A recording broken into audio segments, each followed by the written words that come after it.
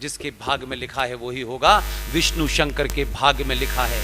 जब हमने उस ज्ञान व्यापी के अंदर शिवलिंग ढूंढ लिया, तो माफ कीजिएगा, मैंने कल कैलाश जी के घर पे भी कहा, कुछ लोगों के पेट में इतना दर्द हुआ, उन्होंने कहा अरे हमें हर मस्जिद में शिवलिंग क्यों ढूंढना है? आप मत ढूंढो, आपको जो ढूंढना है ढूंढो। आप तो अहमद भाई को ढूंढ रहे हो आजकल, आप ढूंढो, हमको क्यों रोक रहे हो भाई? जितना देश तुम्हारा है उतना हमारा भी है। तुम क्या करते हो हमने सवाल नहीं उठाया, हम क्या कर रहे हैं सवाल मत उठाओ उसके ऊपर। हम अपने लिए नहीं कर रहे, अपने संगठन के लिए नहीं कर रहे, हम किसी पार्टी के पीछे नहीं है। जो इस राष्ट्र के साथ खड़ा है उसकी जाति क्या है, हमारा कोई एजेंडा नहीं है, हम उसके साथ खड़े हैं। इसलिए मैंने शुरू में कहा कि ब्राह्मणों को गाली देने से, ठाकुरों को गाली देने से आपको सैटिस्फैक्शन मिल सकती है, लेकिन कभी उस ब्राह्मण से भी पूछिएगा कि जिस ब्राह्मण पे ब्राह्मण होने का आरोप लगता है वही ब्राह्मण, आप उसका कंट्रडिक्शन देखिए जो रियल लाइफ में है। हो सकता है वो हर मेरे नाम के आगे सरनेम कुछ है तो जो लोग हैं वो सारे ऐसे ही होंगे, सारे बुरे होंगे, होगा, उसको छोड़ दीजिए। लेकिन आप कहें कि नहीं सभी कुछ ऐसा है, हो सकता है कि आप ज्यादा बुरे लोगों से मिले हो, मैं तो अच्छों से मिला हूं, हो सकता है। वो ब्राह्मण, रावण भी ब्राह्मण था, परशुराम भी ब्राह्मण थे कि नहीं थे साहब?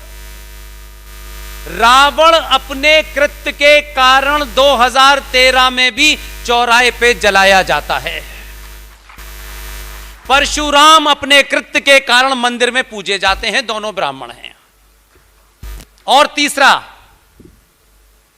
जो पंडित जी ब्राह्मण मंदिर में बैठ के शास्त्रों का ज्ञान दे के पूजा पाठ करा रहे हैं, आज भी इतनी घटिया राजनीति जाति की होने के बावजूद भी पंडित जी जो ब्राह्मण हैं, जो मंदिर में पूजा करा रहे हैं, उन्होंने कभी भी ये नहीं कहा इस राम क्षत्रिय की मैं पूजा नहीं करूंगा क्योंकि इन्होंने ब्राह्मण का वध किया था। आज तक ये नहीं कहा। किसी के ऊपर आज भी मर्यादा पुरुषोत्तम राम के ऊपर यह तो आरोप है कि उन्होंने रावण का वध किया था। यह हमारी संस्कृति की उन मान्यताओं परंपराओं की ताकत है कि आज भी हम ये नहीं कहते हैं कि भगवान राम ने किसी ब्राह्मण का वध किया था। और वो पंडित, वो ब्राह्मण पूरे दिल के साथ भगवान राम की रोज आरती करता है, उसके मन में नहीं आता कि इस क्षत्रिय ने ब्राह्मण को मारा था। और तीसरा कंट्राडिक्शन, वही ब्राह्मण जो पूजा कर रहा है, जिसे अपने ब्राह्मण होने पे घमंड है, होना चाहिए। मिश्रा जी, शर्मा जी और दीक्षित साहब से लेकर के जितने भी जी हैं, वो पंडित जी, वो ब्राह्मण मंदिर में किसी ब्राह्मण की लिखी हुई रामायण नहीं बल्कि वाल्मीकि की रामायण पढ़ा रहा है। क्या इन्होंने वाल्मीकि की रामायण निकाल के फेंक दी कि ये एक दलित ने लिखी है? यही भारत की ताकत है, यही सनातन की ताकत है। कोई नहीं पूछता, आपको भी नहीं पता होगा, मेरा एजेंडा है इसलिए पता रखता हूं। बिहार की राजधानी पटना में जो सबसे बड़ा मंदिर है, आप जाइएगा, आप ब्राह्मण ही रहेंगे, शूद्र नहीं होंगे। और उस मंदिर में आज तक किसी माई के लाल ने, बिहार में है जो जातिगत जनगणना कराओ, ये करो वो करो, किसी ने भी, अनेकों हजारों लाखों ब्राह्मण उस मंदिर में जाते हैं, इस रेल में टिकट लेते हैं, मंदिर की लाइन में लोग खड़े होते हैं। कोई अगले वाले से ये नहीं पूछता है कि मेरी शर्ट तेरी शर्ट से टच हो रही है, तू दलित है कि नहीं है, वो नहीं पूछता। वो पंडित जी प्रसाद देने से कहते हैं दलित है तो ऊपर से तो, ऐसा नहीं होता। उस मंदिर का, सबसे बड़े मंदिर का पुजारी दलित है, किसी को पता नहीं है। यही शक्ति है। अगर कुछ चंद ब्राह्मण, कुछ चंद ठाकुर, चंद दलित कुछ पागल हो गए हैं और पागलपने की बकवास कर रहे हैं, तो वो सबका प्रतिनिधित्व नहीं करते। ये इंडिविजुअल है।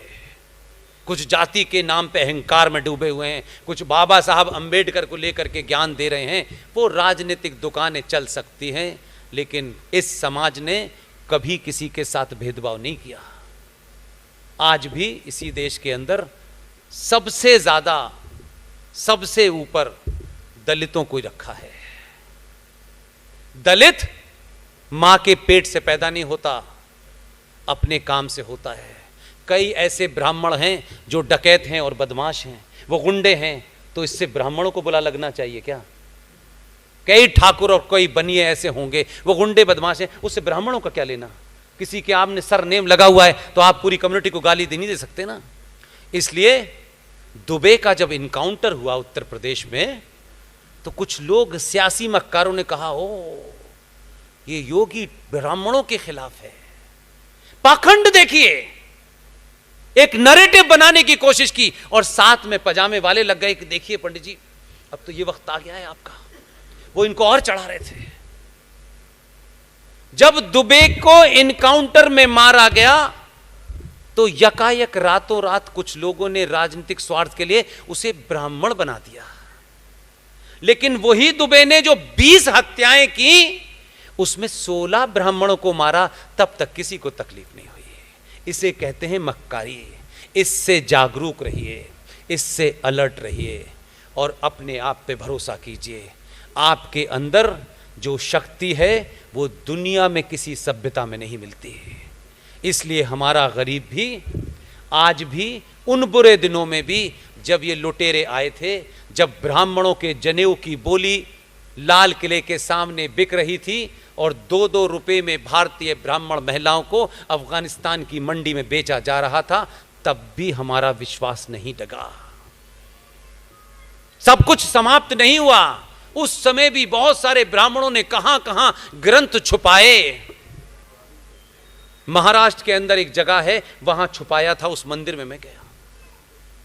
इसलिए आज लड़ाई इस बात की नहीं है कि मुल्ला जी को 25,000 रुपए मिल रहे हैं तो आपको चाहिए। ये लड़ाई नहीं लड़ रही है आपको। आपको लड़ाई में जे साईं दीपक का साथ देना है, विष्णु शंकर जैन का साथ देना है, GDRSN सिंह सुशील पंडित का साथ देना है। इस युद्ध में जो भी चौराहे पे खड़े होकर चिल्ला रहा है, उसके भाव को समझिए, उसके नाम पे मत जाइए। जबलपुर के तमाम इतने गणमान्य नागरिक, मैं अपनी बात करीब करीब कह चुका हूं। मुझे फिर उस राज्य में जाना है जहां महाराणा प्रताप जैसा पैदा हुआ हो। हमें को दुनिया के सामने मुंह दिखाने में थोड़ी शर्म आती है कि जिस धरती ने महाराणा प्रताप को पैदा किया हो, जिसका चेतक भी उस उड़ान को समझता हो, उसमें ऐसा मुख्यमंत्री दिया है कि 19 का बजट 22 में पड़ रहा है। मुझे वहां भी जाना है। आप सब लोगों ने, मंच पे बैठे संतों ने, मेरी माओ ने, बहनों ने, बेटियों ने मुझे सुना। मेरी कोई बात अपने तरीके से रखने में आपको आहत हुए हो तो उसके लिए क्षमा, क्योंकि बात को रखने के लिए मैं घुमाता नहीं हूं, सीधे तौर पे रखता हूं। लेकिन मेरी बात सच लगे, इसको 10 बार वेरीफाई करने का आपको अधिकार है, और सही लग जाए तो मैं आपसे विनती करता हूं, हर मां भाई बहन 5 अपने दोस्तों को भेजिएगा और यह कहिएगा कि इन फैक्ट्स पे अगर तुम्हें डॉट बराबर भी सवाल है तो मेरा पर्सनल फेसबुक पेज आपको रात के 2 बजे भी लिखने का अधिकार है। अगर मैं रात में जवाब नहीं दे पाया, अगले दिन चलते फिरते दूंगा। मैं आपको दुनिया के सामने गलत तर्क के साथ नहीं खड़ा करूंगा। अगर कोई कंफ्यूजन होगा तो मैं लिख के फिर दोबारा भेजूंगा, और नहीं होगा तो हर डॉक्यूमेंट लगा के भेजूंगा। मेरा युवा यहां से किसी के सामने गिड़गिड़ाता नजर ना आए, मेरा युवा किसी के सामने अगर मगर करता ना है। पूरी शक्ति के साथ, पूरी बहादुरी के साथ, पूरे सम्मान के साथ आप अपनी बात रखिए। अगर किसी को मेरी बात पसंद नहीं है तो मैं उससे माफी चाहता हूं, इसलिए ये शुद्ध सनातनी हिंदुओं की सभा है। जो यहां कोई बैठे हो अहमद भाई और वो पसंद नहीं आते, वो उठ के चले जाएं, मुझे कोई दिक्कत नहीं है। मुझे ये किसी से भाईचारा नहीं निभाना है। 700 साल के बाद खोई हुई संस्कृति में अगर जागृति पैदा हो गई हो तो मुझे सिर्फ 95 करोड़ सनातनियों से मतलब है, बाकियों से मतलब नहीं है। इसलिए वोट डालिए।